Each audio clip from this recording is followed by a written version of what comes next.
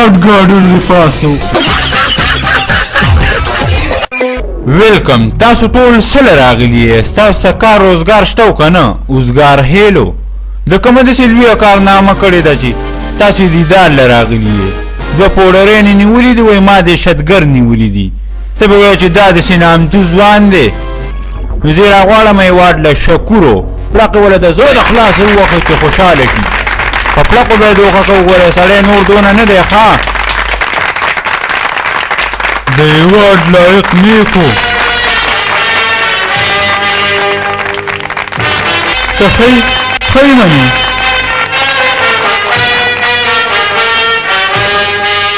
ورونو، دا کوم انعام چې ما ته میلاو شو، نو دا پیسې زه غریبانانو ته ورکوم. د هغوی ډېر ضرورت دی، زما دونه ضرورت نه دی.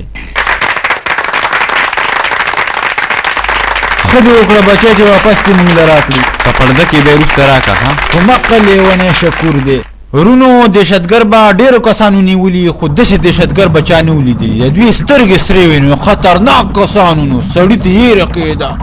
د سور کافر زامن په ځان پسې دا غټ غټ بمونه تړلي، او یو په ما باندې د رشوت خور شک رالی.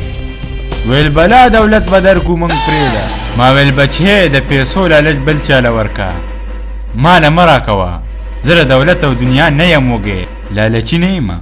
سړو دونه وژړل چې د اوښکو نه سمندر جوړ شو. غټ ګاډر دې پاسو. ګاډر یې پاسول خو زموږ خانداني نښه ده. اوس په دې ټیم کې یاره دا دواړه ما د لاسو نه کلک نیولي دي او زور مې ورکو. خو چې ومې کته سړي خوله شو یاره، ما سیره پیدا شوه، مال جوړي سړي خراب شو. په دې کې چې ما وکتل د دوی نه تش او د اسمات یې رامات شوی. نورونو، څوک چې د خپل ملک دپاره قربانیږي، نو هغه کې غټه جذبه وي، او د خپل ملک دپاره ځان قربانول یو عظیمه درجه ده.